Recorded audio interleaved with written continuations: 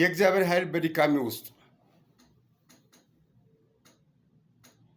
የእግዚአብሔር ኃይል በድካሜ ውስጥ ይገለጣል አይገለጥም? በደከምክ ሰዓት የእግዚአብሔር ኃይል በድካሜ ይገለጣል። አታስብ። ሁለተኛ ቆሮንቶስ 13:4 እና ሁለተኛ ቆሮንቶስ 12:9 ላይ ካነበብክ የእግዚአብሔር ኃይል በድካምህ የሚገለጥ ስለመሆኑ ያስረዳሃል። ይሄ መግቢያነት የተጠቀምኩት ነው። ለጤናማ ኑሮ የሚያስፈልጉን ነገሮች የሚገልጹ ሁለት ነገሮችም 3-4 ነገሮችም አሉ። ለጤናማ ህይወት የሚያስፈልጉ ነገሮች 3-4 ነገሮችን ከዚህ ቀጥዬ አቀርባለሁ። ሁልጊዜ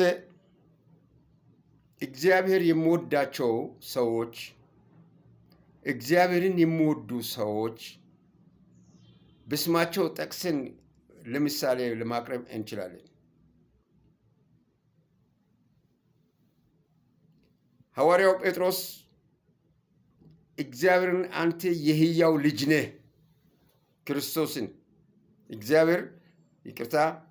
ክርስቶስ እኔን ሰዎች ምን ይላሉ? እኔስ ምንድን ነኝ ብሎስ አንተስ የሕያው የእግዚአብሔር ልጅ ነህ።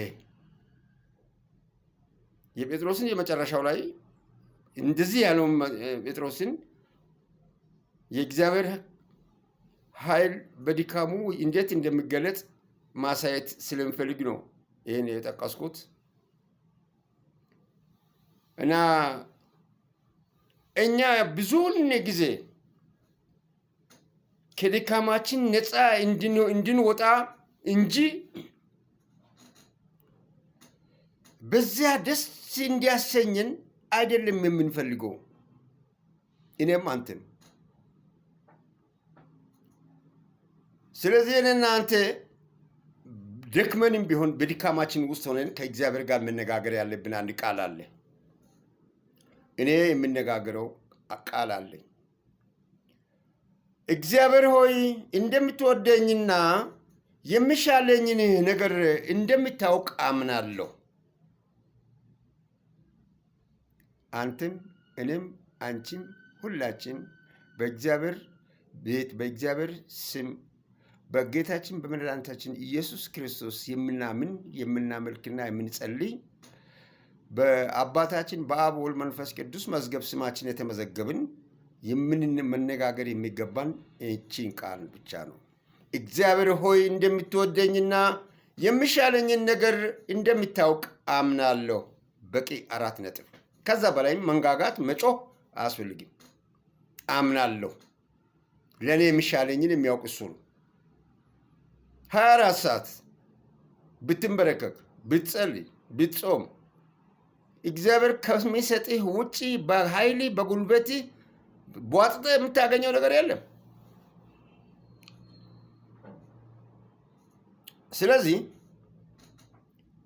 እግዚአብሔር የሚያመልኩ እግዚአብሔርን ትእዛዝ የሚያከብሩ ታላላቅ የእግዚአብሔር ሰዎች ከዚህ ቀደም ያለፉ በብሉይ ኪዳን ውስጥ የነበሩ በእነሱም ውስጥ ድካም አለ። ግን በድካማቸው የእግዚአብሔር ኃይል ይገለጻል። የሙሴን ድካም እንውሰድ። በሙሴ ድካም ውስጥ የእግዚአብሔር ኃይል በሙሴ አልተገለጸም። ድካም አለው ሙሴ። የሙሴ ድካም እንዲህ ነው ብሎ ዘርዝሮ መናገር አይቻልም። ቀይ ባህርን በእግዚአብሔር ኃይል ብትሩን ዘርግቶ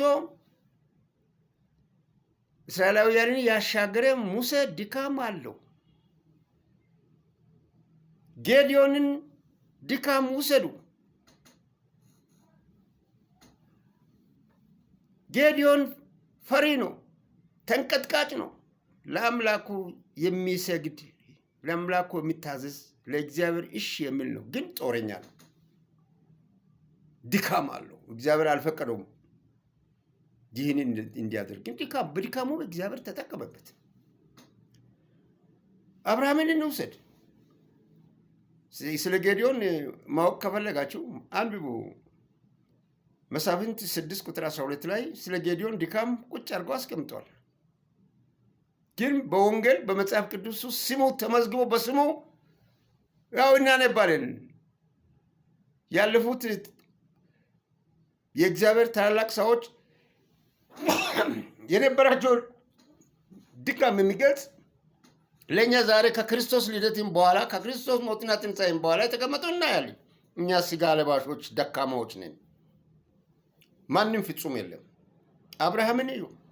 አብርሃም ፈሪ ነው። ነፍሱን ለማዳን በጣም ብዙ ነገር እግዚአብሔር የመረጠው እግዚአብሔር ከእናት ከአባቴ ከአገሬ ውጣ ብሎ ያስወጣው በእግዚአብሔር መሪነት የመጣው አብርሃም በአንድ ወቅት ላይ ነፍሱ ፈራ። ለዚች በዚህ ምድር ላይ ለምትቀረው ስጋ ፈራ። ፈሪ ስለሆነ ሚስቱን 2 ጊዜ እህቴ ነች ሚስቴ አይደለችም እህቴ ነች ብሎ አለ። ለማታለል፣ ለማጭበርበር፣ ለማምለጥ ይህ ድካም ነው። ግን አብርሃምን በአብርሃም እግዚአብሔር እንዴት ተገለጠ? በአብርሃም ድካም እግዚአብሔር እንዴት ተገለጠ? እንዲህ ያለው አብርሃም ለሚያምኑ ሁሉ በእግዚአብሔር ለሚያምኑ ሁሉ አባት ነህ ብሎ አለ።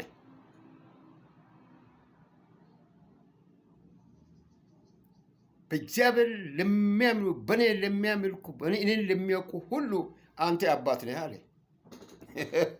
ይሄ ነገር አይገርማችሁም?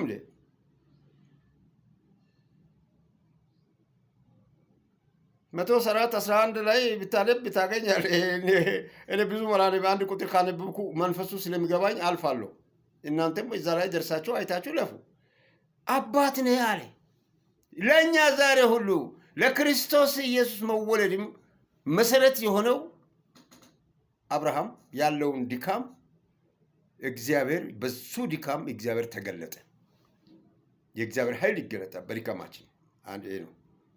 ሁለተኛው ጴጥሮስን ተመልከቱ። ቅድም አንስቻለሁ መግቢያ ላይ አንተ የሰማያዊ እግዚአብሔር ልጅ ነህ፣ የእግዚአብሔር ልጅ ነህ፣ አንተ የእግዚአብሔር ልጅ ነህ ያለው ጴጥሮስ ድካም አለው። ምንድን ነው ድካሙ?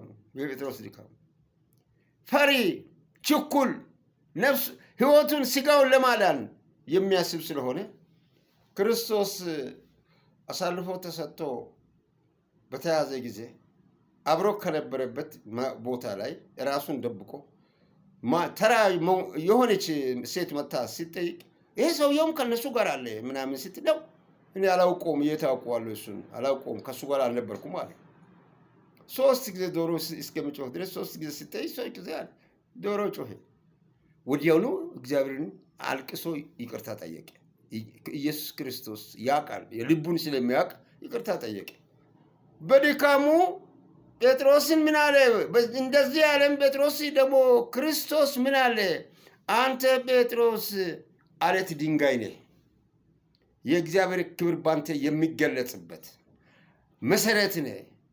ለክርስቶስ ኢየሱስን መሰረት አድርጌ ባንተ ላይ መሰረት አድርጌ ህንፃ ይገነባለሁ ባለው መሰረት ገነባ። እስከ ዛሬ ድረስ ቤተክርስቲያን ተገንብታ ያለችውን ታሪክ በማስቀመጥ መሰረት አለት ድንጋይ ነህ ብሎ ለጴጥሮስ ክርስቶስ መሰከረለት። ለእኔ አይደለም፣ አንተ ነቢይ አይደለም፣ ወይም የተለያየ በእግዚአብሔር የተመረጠ ሰው አይደለም። ጴጥሮስን እንዲህ ያለው ጌታችን መድኃኒታችን ኢየሱስ ክርስቶስ በአንደበቱ ነው አንተ አለት መሰረት ድንጋይ ነህ ያለው። በሱ ውስጥም ድካም እንዳለ ነግራቸዋለሁ። እና የእኛ ሁላችን በድካማችን የእግዚአብሔር ኃይል እንደሚገለጽ ከዚህ በፊት በነበሩ ታላላቅ ሰዎች ውስጥ የእግዚአብሔር ኃይል እንደተገለጸ ዛሬ በእኛ ውስጥ ይገለጻል ወይ? በድካማችን የእግዚአብሔር ኃይል ይገለጻል ወይ? ይሄ ጥያቄ ወደ እኔና ወደ አንተ ነው አሁን የማቀርበው። በእኔና በአንተ ድካም የእግዚአብሔር ኃይል ይገለጻል ወይ? በምን መልኩ? በምን መልኩ? ይህንን ነው ማየት ያለብን። የትላንትናውም የእግዚአብሔር ኃይል በድካማቸው ተገልጾ ያለፉትን ታሪክ ወንጌል እያስተማሩ ያሉ ሰዎች በራሳቸው ድካም የእግዚአብሔር ኃይል መገለጹን ያውቃሉ ወይ? ይሄንን ነው እኔ እንደ መግቢያ አድርጌ በተናገርኩት ላይ አንድ 4 ነጥቦችን አስቀምጬ ለመግለጽ የፈለኩት። አንደኛው ግልጽነት አለን ወይ? የእግዚአብሔር ኃይል በድካማችን የእግዚአብሔር ኃይል እንዲገለጽ የሚያስፈልግ ግልጽነት አለን ወይ? ትሑቶች ነን ወይ? እንደ ጴጥሮስ ትሑት ነን ወይ? ጴጥሮስ ትሑት ነው። ሙሴም ትሑት ነው። አብርሃምም ትሑት ነው። ትሑቶች ነን ወይ? በዚህ ላይ ጥንቃቄ በተሞላ ሁኔታ እንድታስቡበት ነው። ግልጽነት የስሜት ነፃነት ፍርሃትን ያስወግዳል። ለነፃነት ጉዞ የመጀመሪያ እርምጃ ነው። ምን? ግልጽነት። እኛ ግልጽ ነን ወይ? አሁን ግልጽነት የስሜት ነፃነት፣ ለስሜት ነፃነት ፍርሃትን ያስወግዳል። ለነፃነት ጉዞ የመጀመሪያ እርምጃ ነው ብለን አምነን ተነስተናል ወይ? እናውቃለን ወይ? ግልጽ ነን ወይ? ለእግዚአብሔርም ለሰውም ግልጽ ነን ወይ? አንድ አስቡበት በዚህ ጉዳይ ላይ። ሁለተኛው ትሕትና፣ ትሑት ነን ወይ? ትሑት ደግሞ ምንድን ነው? ትሕትና ራስን ማዋረድ ወይም ብርታትህን መካድ ሳይሆን ድካሞችን ማመን ትሕትና ነው። በትሕትና ድካሞችን ባመንክ ቁጥር አልተዋረድክም። ራስን ዝቅ አድርገህ ብርታትን፣ ድካምን ሁሉን ማመንህ ለጠንካራ ሁኔታ ወደፊት የሚመራህ ነው እንጂ ታማኝነት ወይም ድካምህን ማመን ለአንተ ብርታት ይሆናል እንጂ ውርደት አይሆንም። ብርታት ይሆናል እንጂ ውርደት አይሆንም። ይሄ ስለሆነ ትሕትና አለን ወይ? ትሕትና ሆነን አካኪ ዘራፊ ማንል ከሆንኩ ራስን አዋርዳለሁ ብለህ አትገምት። ውሸት ነው። ተዋረድክ እንጂ እንደዛ በመሆኔ ብርታትህን መካድ ሳይሆን ድካሞችህን ማመን፣ እነዛን አንተ በደረሰብህና ባለብህ ድካም ላይ በሚነገርበት በሚጠቆምበትና በሚመጣበት ጊዜ በማመን ግልጽ ስትሆን አንተ በጣም ትልቅ ትሑት ትሆናለህ። ትሑት ሰው ነው ትባላለህ። ትሑት የመንፈሳዊ መሪ ነው ትባላለህ። ትሑት የአገር መሪ ነው ትባላለህ። ትሑት ጓደኛ ነው የምትሆነው። ለቤት ትዳሪ፣ ለልጆች፣ ለቤት፣ ለሀገሪት ታማኝ ትሆናለህ። ስለዚህ እነዚህን ያጠቃልሉ ሀሳቦችን ያልያዘ በዚህ ጉዳይ ውስጥ ያልነበረ ምንም ህንት የሌለው አካኪ ዘራፍ ብሎ ባወጣ ያውጣኝ ብሎ ለገባ ሰው እነዛ በሌሉበት ቦታ ላይ ለመሪነት እጅግ አስፈላጊ የሆኑ እነዚህ ነጥቦች፣ ባህሪዎች፣ ፍጹምነት ወይም ታማኝነት የጎደላቸው ሰዎች ራሳቸውን በራሳቸው ከሚሾሙ በስተቀር ከሚያስቀምጡ በስተቀር ራሳቸውንና ራሳቸውን የመሰሉ ከሚመሩ በስተቀር በእግዚአብሔር ፊት ትሑት አይደሉም፣ ግልጽ አይደሉም፣ ደካማዎች ናቸው፣ ታማኝነት የጎደላቸው ናቸው። ታዲያ በውስጣቸው የእግዚአብሔር ክብር እንዴት ይገለጻል? ይሄ ሳይሆን ታማኝ ባልሆነ የእግዚአብሔር ክብር ይገለጻል ወይ? ትሑት ባልሆነ የእግዚአብሔር ክብር በድካሙ ይገለጻል ወይ? ነፍስ ገዳይ የእግዚአብሔር ክብር የሚገለጽበት መንገድ ነው ወይ? ሐሰተኛ መልእክተኛ ሆኖ መሄድ የእግዚአብሔር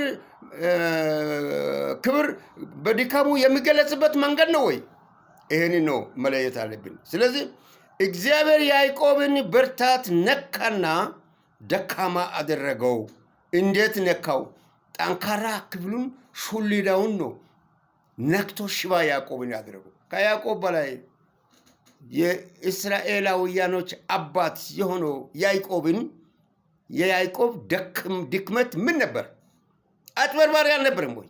የኤሳውን ታላቅነት በማጭበርበር የወሰደ አይደለም። በድካሙ እግዚአብሔር እንዲከብር ተደረገ። የክርስቲያኖች አባት ለሆኑት ሁሉ ያዕቆብ መሰረት ነው።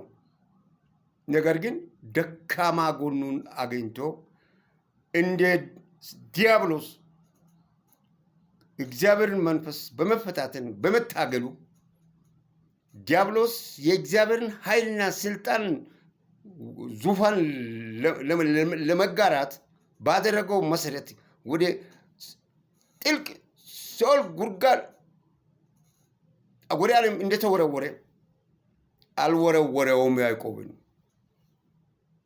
የእሱ ኃይል በደካማ ጎኑ እንዲገለጽ ፈልጎ ሹልዳውን ነክቶ ሽባ አድርጎ እንዳይሮጥ እንዳይሄድ ከእግዚአብሔር መንገዱም እንዳይወጣ ልጆቹንና ትውልዱን እንዲያስተምር አድርጎ ሽባ አድርጎ ለቀቀው። አንተንም እኔንም ሁላችንም ሽባ ያደርጋል። እግዚአብሔር ሽባ ያደርጋል። ለአንተ ክርስቶስ በኃጢአታችን ደሙን አፍሶ ስለሞተ እግዚአብሔር በቀል አምላክ እንደሆነ እንድታውቁ የምታቀራራ ሁሉ የምታቀራሪ ሁልሽ ሽባ እግዚአብሔር ሹልዳሽን ነክቶ ሽባ እንደሚያደርግ በአንተ ውስጥ የእግዚአብሔር ክብር መገለጹ ለማሳወቅ ሽባ አድርገው አስቀምጦ እንደማሳይ እንዳትረሳ። የማን ሹልዳ ነክቶ ነው እግዚአብሔር አሁን ሽባ አድርጎ አስቀምጦ የሚያሳየው? ይህም በመጽሐፍ ቅዱስ ውስጥ ያለን ቃላት አስፍተህ ከተመለከት አሁንም በእኛ መካከል ላይ ያለ ነገር ነው። ከእኛ ጋር ያለ ነገር ነው። ነገም የሚሆን ነው። አሁንም እየተደረገ ያለው የሚፈጸም ነው። ወንድሞቼ ሰፋ አድርጋችሁ ተመልከቱ።